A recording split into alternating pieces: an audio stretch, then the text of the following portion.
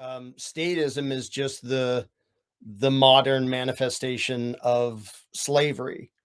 And whereas the old slavery was very openly just claiming, hey, I own you because I say so, like we captured you or bought you or something, and now you're my property. Now because people wouldn't mostly fall for that these days, they have to use rhetoric and terminology and excuses and justifications that are way more convoluted and twisted and weird. And they say things like, well, now I get to steal some of your money because I'm representing you for the common good and yada, yada, yada. But it's still, at the end of the day, it's a bunch of people saying, we get to take the fruits of your labor without your consent. And we'll pretend you consented by like being anywhere on half a continent as if that's consent.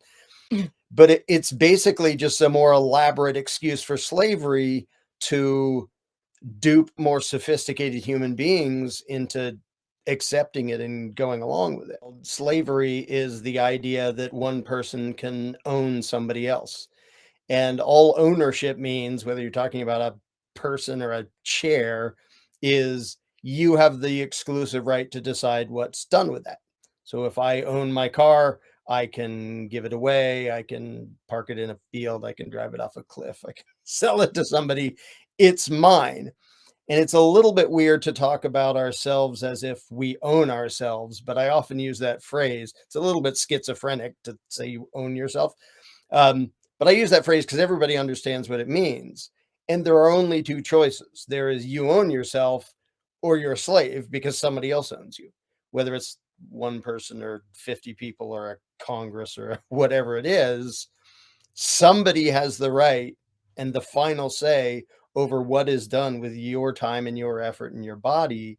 If it isn't you, that's slavery. My focus is on the mindset of the victims of it, way more so than on the mindset of the perpetrators. Because yeah, there's going to be a handful of power happy psychos, as far as I can tell, till the end of time. That isn't what actually determines what happens. What determines what happens is the mindset of the potential victims. And a thing that I think a lot of people just cannot relate to now is trying to imagine that slaves in chattel slavery, they thought they were supposed to be slaves. They thought they were the rightful property of the master. And to us, from our perspective, we can just go, they can't possibly have thought that. And if they didn't think that, how on earth is, one lazy white guy sitting around in a big house going to forcibly control a whole bunch of like strong, healthy slaves? You cannot control them physically if you don't control them mentally. To me, what is both scary and hopeful is that right now, the same problem exists. It's a different flavor of slavery, but the same problem exists in that the people who are being victimized by authoritarian extortion and domination, they have been taught to believe that it's perfectly fine. It's necessary. It's essential. It's legitimate. This is how things are. This is how things have to be. This is how things will always be. And they have all of the same mental traits that Frederick Douglass, who was a slave, described in his fellow slaves when he described his own process of escaping the mentality. And to us, it seems like, well, this is obvious, but to him, it was like a process of realizing, I don't think this is okay. Like, why do we have to work for that guy?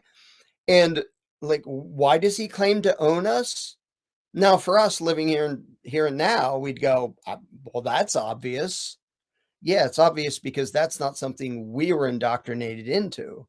What we were indoctrinated into is be a good law-abiding taxpayer and do as you're told and follow the rules. And if you don't, you deserve whatever the legislation and legislators do to you because you have an obligation. It's the same mentality. And the reason I find hope in that is because if you change the mentality of the victims, it's over. You don't have to change the tyrants. You don't have to overthrow them. You don't have to do anything to them if you can get their intended victims to realize we own ourselves. We're not beholden to these psychos. No election, no constitution, none of their weird rituals actually make it legitimate for them to forcibly dominate us.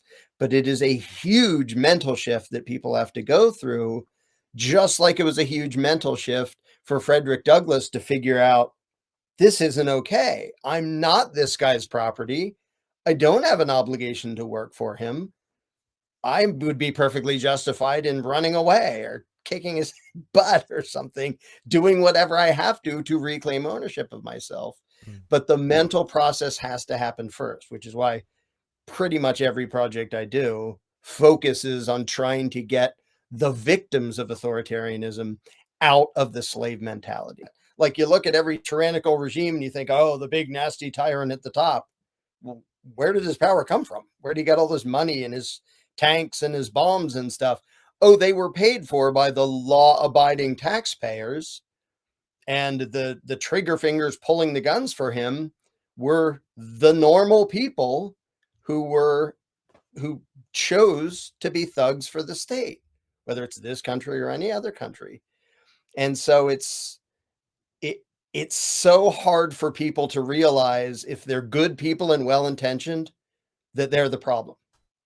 And I'm just going to say it bluntly. If you believe in government and you vote and you believe in the Constitution and democracy, you are the problem, not because you're malicious, not because you're stupid, not because you're evil, but you are absolutely the problem because you've been taught to believe a lie, and all of your perceptions and your words and your actions are a result of you falling for that lie and reinforcing and legitimizing your own victimization. We learned self-contradictory phrases that we repeat, like consent of the governed, which is actually a logical impossibility. There's no such thing.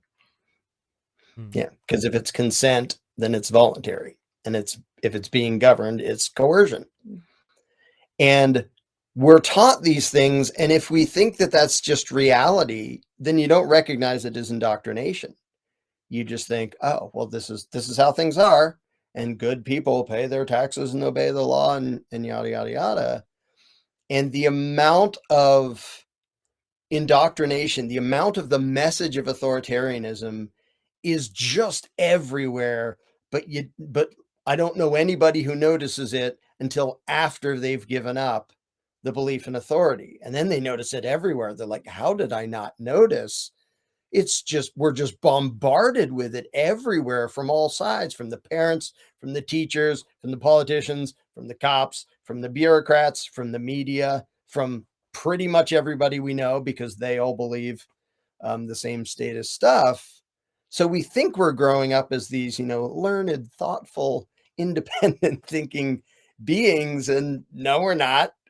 Like, we are massively indoctrinated, which is why it's such a slow, uncomfortable process for so many people to get out of that. Because if you come up to somebody and you say, your view of reality and the world and society is completely upside down and you're accidentally supporting evil, nobody's going to want to say, yep, that's me. I'm the bad guy. I'm doing the wrong thing. I'm the idiot. I'm the gullible moron who fell for something evil. They want to imagine that, well, you're just extreme or weird or something, because I can't be the problem. And the trouble is, until people can consider the possibility that they're accidentally being the problem, they're going to keep being the problem.